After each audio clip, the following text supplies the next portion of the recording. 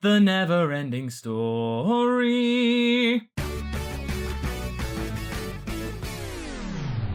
Hey guys, MasakoX here, and welcome to November's What If Week.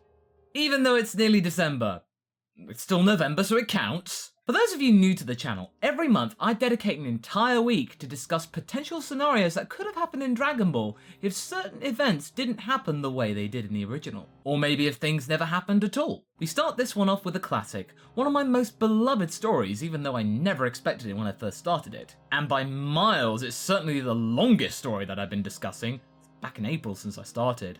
And that is, of course, what if Raditz turned good? Seriously, the love for this story is amazing, overwhelming even. I have to thank each and every one of you for your continued support. Or if you just have any fan art you'd like to share with me right now, just tweet it to me at MasakoX and I will gladly retweet it. Or maybe we can make a compilation video in the future.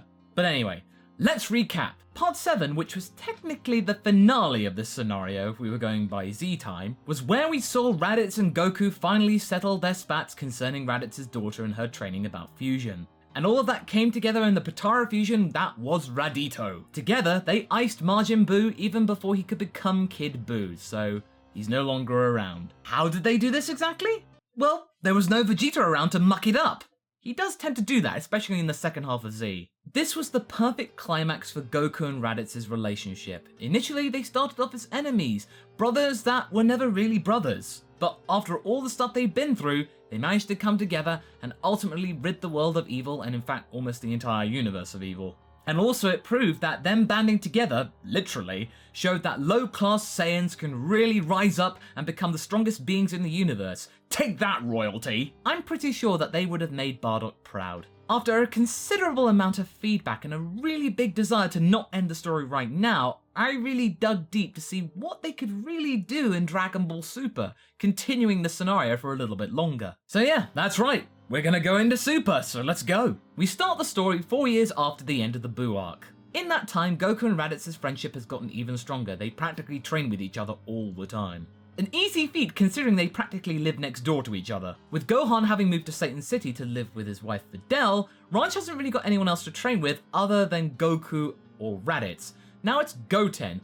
She and Goten get a little bit close and they get to know each other a little more through the art of training. And of course Trunks is on the picture. He kinda has to be after what we implied in the last part. And of course Ranch has to be the good big sister to her brothers Daikon and Muli. Now Daikon and Muli are 7 years old at this point, and they're pretty good at fighting, but they really lack focus, much more so than the days of Goten and Trunks in the original anime. Most of the time when they're training, it just mainly devolves into them playing practical jokes on each other. Now you're probably asking, can they go Super Saiyan because Goten and Trunks did?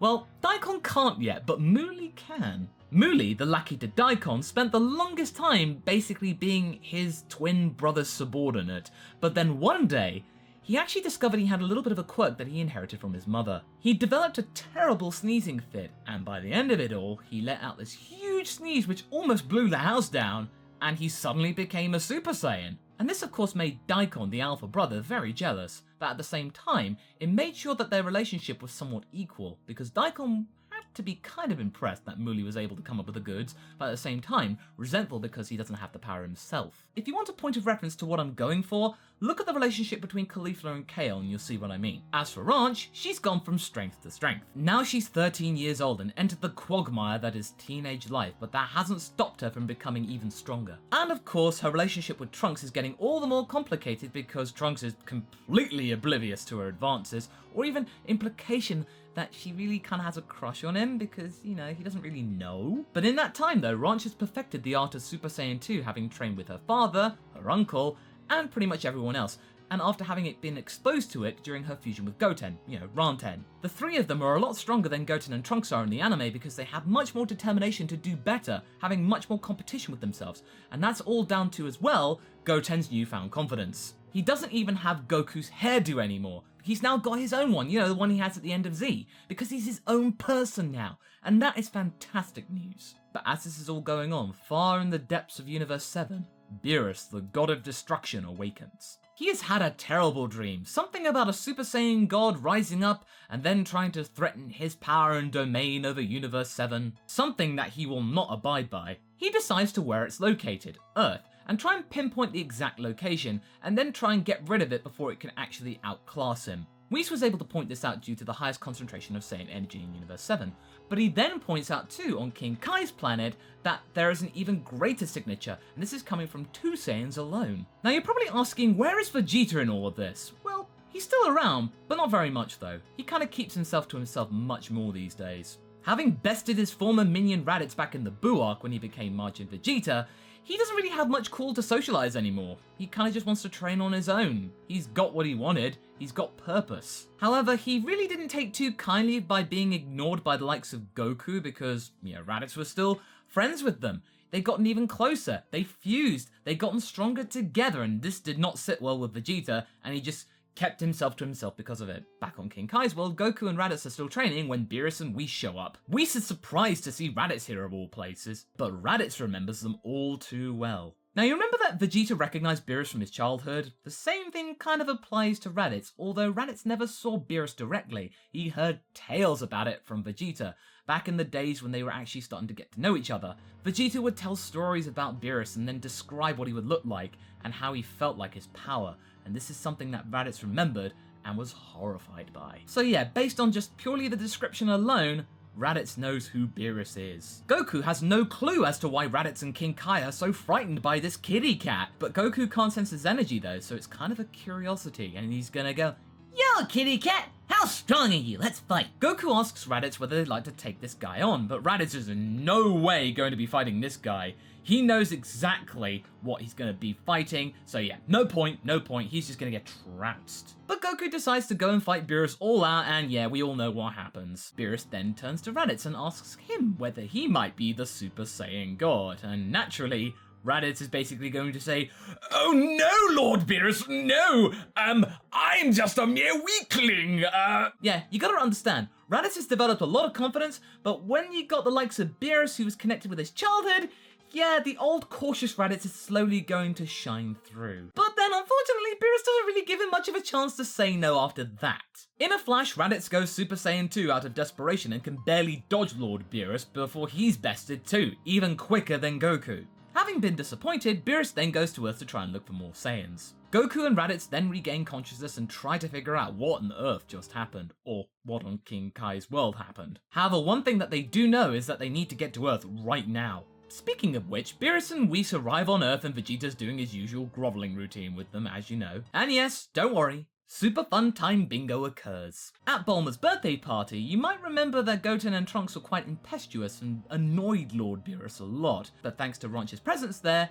they are kept under control, and they definitely don't get involved with Beerus. The three of them are really intimidated by Beerus, and by the time they actually think to go up to Beerus, Vegeta tells them to scram, and so they do. I mean, if Vegeta is groveling at this guy's feet, then probably best to avoid him. Now, another thing to take note of is that Mr. Buu isn't here. He never got revived after the previous arc, since Kid Buu never turned up, and Mr. Buu never got a chance to really show how good he was. This makes things a lot less tense because Boo's not around to muck things up with Beerus and Pudding. But nevertheless, he is still quite keen to fight all the Saiyans present one by one. But before he can do this though, and before he can finish off his lovely pudding, Goku and Raditz show up for round 2. The two of them then explain to everyone else, because Vegeta was too scared to try and explain himself, that Beerus is a god of destruction and will stop at nothing to get what he wants. The whole summoning of Shenron takes place as to try and ascertain what to do to get the Super Saiyan god to show up, and pretty much the tradition happens, you know, the routine, the ritual, yeah, that goes by.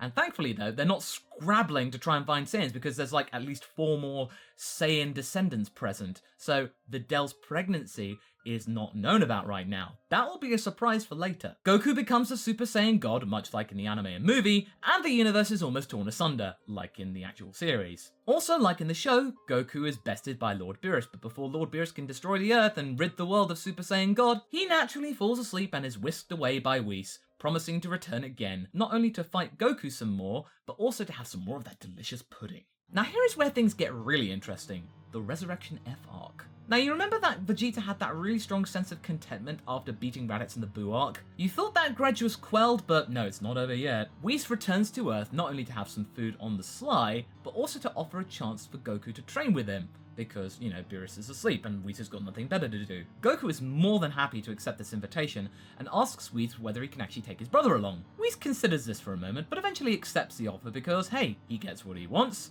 Goku might even train more because Raditz is there, And why not? Having two Saiyans there might be really interesting. I would have it that Vegeta doesn't get to train with them, and as such, doesn't become Super Saiyan Blue just yet. But why is that, Masako? Why are you being such a Vegeta hater? No, don't worry, he will get his time, it's just not yet. Of course, Vegeta would see this and try and plead with Whis to actually train with them, but Whis just doesn't see the point of having three Saiyans there. It's far too much effort and not necessary. And do you think Vegeta's really going to go against Whis, an angel, who's even stronger than Beerus?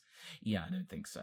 He bites his tongue for now. And also, Goku and Raditz really don't speak up for Vegeta because after the Buu arc, as I said, Vegeta's really gone to the periphery of the group. Having become more and more isolated, his relationship with Goku and Raditz is practically non-existent. But the fact that Raditz got to go and train with Whis and not him is plenty to reignite the grudge between him and his former minion, so that's back on again. It means that Vegeta's character arc is now alive and well again. He can achieve great things when he puts his mind to it. From here, a lot of things happen quite similarly to the original story. Pan is born and the three Saiyan children, Ranch, Goten and Trunks, are now joined by Daikon and Muli in part. But however, all these kids' participation at the moment is somewhat limited due to the restrictions of the story. But do let me know in the comments whether you'd like to actually hear a spin-off about their adventures and what they do, because a lot of people really like Ranch, Goten and Trunks' interaction, and I would love to actually explore that some more outside of a What If Raditz Turned Good video, because we have to remember the focus is on Raditz. So if you want to actually see that, I'll leave a poll right here.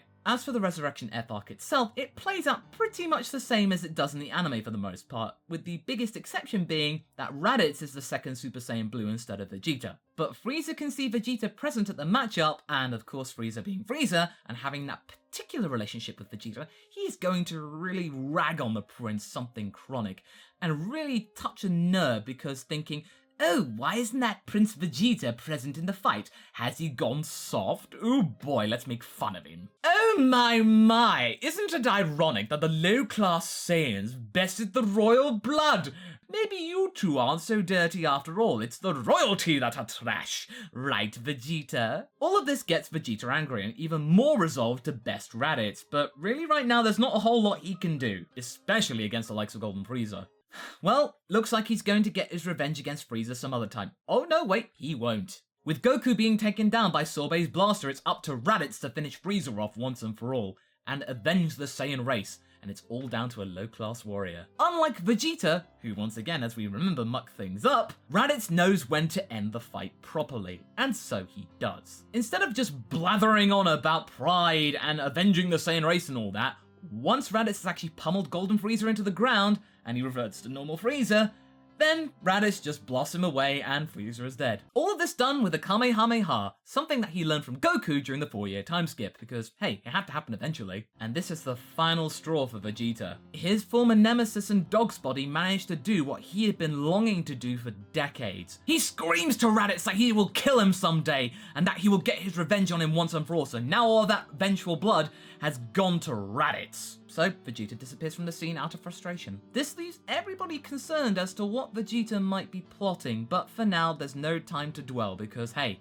they gotta celebrate the fact that Frieza's no longer here. And also ensuring Goku's safety because remember, he was injured by that blaster? Okay, I think this is where we're gonna leave things for now. So yeah, I thought this was only gonna be one part. Yeah, it might be more than that, but not too much more. In this edition, we saw the feud between Vegeta and Raditz open up once again. Raditz becoming Super Saiyan Blue instead of Vegeta, and things looking set to be even more interesting now Vegeta's going to try and make up Super Saiyan Blue on his own somehow. Or maybe Vegeta might have a different power altogether. Will he do it, and how will he interfere in the coming arcs? We shall have to wait and see. So what do you guys think? Are you glad that we've got some material to work with? How do you think Raditz will fare in Super? Leave a comment below, and let's get this discussion going. Anyway, I hope you enjoyed this video. Until the next one, be sure to like and subscribe. Catch you later!